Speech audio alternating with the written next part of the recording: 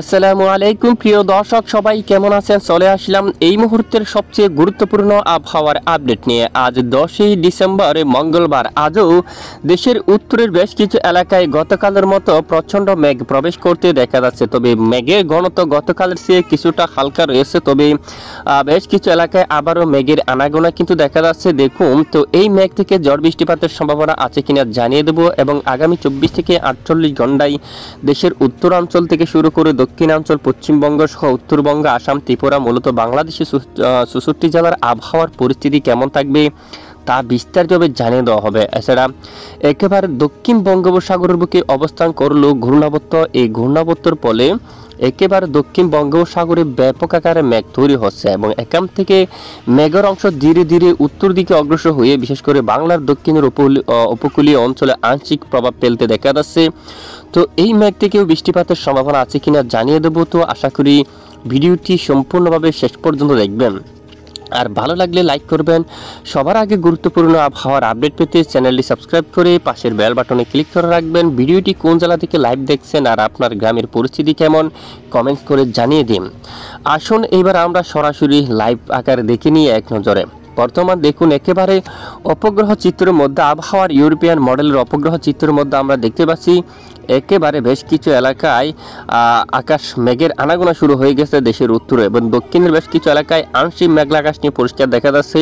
রাজধানী ঢাকা বিভাগের অনেক এলাকায় আজ একেবারে সকাল থেকে মেঘের আনাগোনা কিন্তু দেখা যাচ্ছে।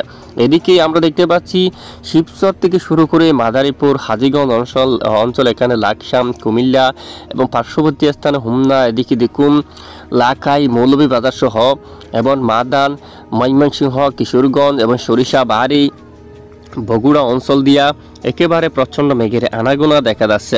পাশাপাশি সিংড়া অঞ্চল দিয়েও মেঘ প্রবেশ করছে। রাজশাহী দেখুন গতকাল এখানে হালকা বৃষ্টিপাত দেখা গেছে, আজ বৃষ্টির মাত্রা অনেকটাই কম, তবে মেঘের আনাগোনা কিন্তু দেখা যাচ্ছে হালকা মেঘের আনাগোনা। গতকালের চেয়ে আজকে কিন্তু মেঘের ঘনত্ব অনেকটাই কম রয়েছে, তারপরেও এখানে কিন্তু মেঘের আনাগোনা থাকবে। তারপরে এই যে এখানে দেখুন ময়মনসিংহ বিভাগের উপরও মাদান, তারপর ময়মনসিংহ এখানে দেখুন ত্রিশাল, নেত্রকোনা, ফুলপুর, এছাড়া জলকাত্র, সরিষাবাড়ি, জামালপুর, নলিতাবাড়ি, পানারবাগ সহ সকল স্থানে প্রচণ্ড যে মেঘের আনাগোনা শুরু হচ্ছে। আর সিলেট বিভাগের অনেক এলাকায় আকাশ মেঘাচ্ছন্ন হচ্ছে। তারপর এদিকে কুমিল্লা থেকে শুরু করে বরিশাল, এই যে উত্তরের কিছু কিছু এলাকায় সামান্য মেঘের আনাগোনা কিন্তু দেখা যাচ্ছে। আর এদিকে দেখুন একেবারে উড়িষ্যা এলাকায় কিন্তু মেঘ রয়েছে প্রচণ্ড আকারে, এখান থেকে বাঁক নিয়ে বাংলার উপকূলীয় অঞ্চলের দিয়ে আংশিক মেঘলা আকাশ কিন্তু হচ্ছে দেখুন।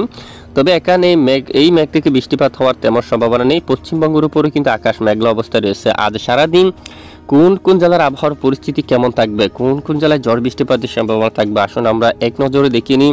বেশ কিছু এলাকায় ঠান্ডা শীতের আমেজ কিন্তু রয়েছে। তো ইতিমধ্যে আজ মঙ্গলবার 10 ডিসেম্বর আপডেটে এই সকল স্থানে আকাশ মেঘাচ্ছন্ন হতে পারে, যেমনটা এখানে দমকাল এই অঞ্চল দিয়া, তারপর এদিকে দেখুন লাইপুর, তারপর বেরামরা এই এলাকার দিকে আকাশ মেঘলা থাকবে প্রচণ্ড আকারে। তারপর এখানে বেরামপুরে এখানেও আকাশ মেঘলা থাকবে।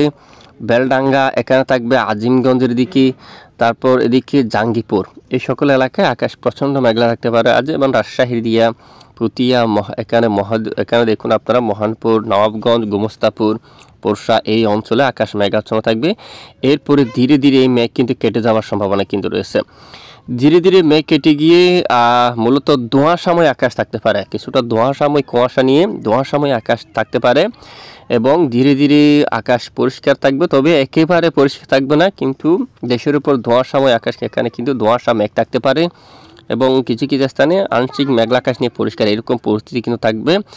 আপাতত বৃষ্টিপাত হওয়ার মতো সম্ভাবনা কিন্তু নেই, অনেকটাই কম, মূলত সম্ভাবনা তেমন নেই বৃষ্টিপাতের। তাপমাত্রা ভারত কিন্তু একেবারে 12 ডিগ্রি সেলসিয়াসের করে নামছে অনেক অঞ্চলে, এবং অনেকটাই ঠান্ডা শীত কিন্তু অব্যাহত থাকবে। আর এদিকে দেখুন দক্ষিণের এখানে দোয়াক এলাকায় প্রচণ্ড ভারী মেঘ সঙ্গে হালকা বিক্ষিপ্ত বৃষ্টিও হতে পারে, তবে বাকি এলাকায় কিন্তু সেরকমভাবে বৃষ্টিপাতের সম্ভাবনা কিন্তু দেখা যাচ্ছে না।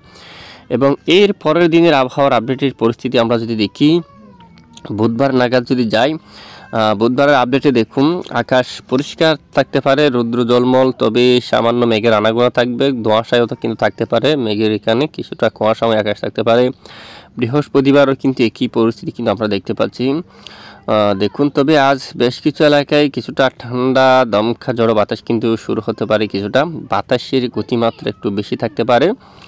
আর দেশের বেশ কিছু এলাকায় ঠান্ডার পরিস্থিতি কিন্তু অনেকটা বেশি থাকতে পারে, যেমনটা আমরা আবহাওয়ার ইউরোপিয়ান মডেল থেকে দেখতে পাচ্ছি।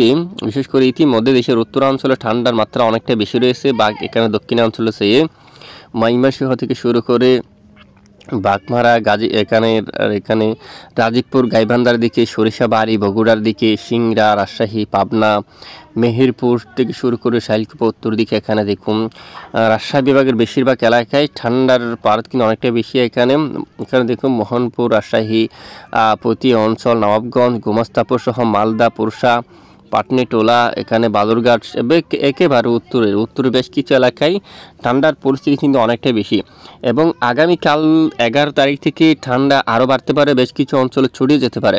খুলনা বিভাগ সহ সাতক্ষীরা, একে সকল স্থানে, সেখানে দেখুন শ্রীকান্তাপুর, মংলার দিকে, বাগেরহাট, খুলনা, সাতক্ষীরা এবং এখানে অভয়নগর, যশোর, তারপর নড়াইল অঞ্চল, সকল স্থানে একেবারে ঠান্ডার পরিস্থিতি ছড়িয়ে যেতে পারে। শাইলকুপা, মেহেরপুর, তারপর এদিকে রাজশাহী বিভাগের সকল স্থানে, সকল জেলায় একেবারে প্রচণ্ড ঠান্ডা অনুভব হতে পারে। রংপুর বিভাগের উপরও অনেকটাই ঠান্ডা শীত কিন্তু বাড়বে। দেখুন সাইদপুর, কারলে এবং দিনাজপুর, পীরগঞ্জ, ঠাকুরগাঁও, বৌদ্ধা, দেবীগঞ্জ, পঞ্চগড়, জলঢাকা, একেবারে সকল স্থানে অনেকটাই ঠান্ডা শীত কিন্তু অব্যাহত থাকবে। এছাড়া এর পরের দিনে মূলত আগামী কয়েকদিন দেশের বেশ কিছু এলাকায় প্রচণ্ড ঠান্ডা শীত কিন্তু অব্যাহত থাকার সম্ভাবনা কিন্তু দেখা যাচ্ছে।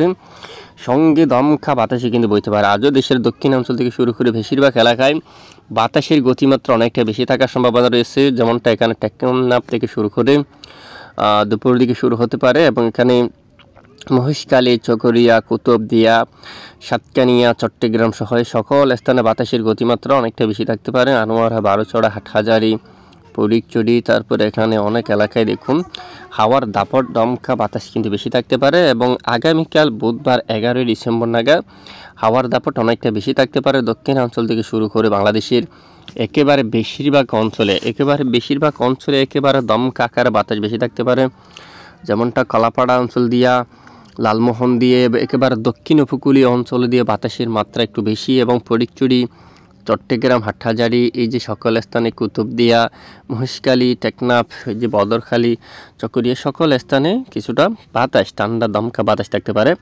এছাড়া রাজধানী ঢাকা বিভাগের উপরও বাতাসের গতিমাত্রা বেশি থাকবে। কাপাসিয়া, কিশোরগঞ্জ, ময়মনসিংহ, তারপর সিরাজগঞ্জ, সিংড়া এখানে বেশি থাকতে পারে। তো এ হচ্ছে আজকের গুরুত্বপূর্ণ আবহাওয়ার আপডেট। এতক্ষণ আমাদের সঙ্গে থাকার জন্য অসংখ্য ধন্যবাদ।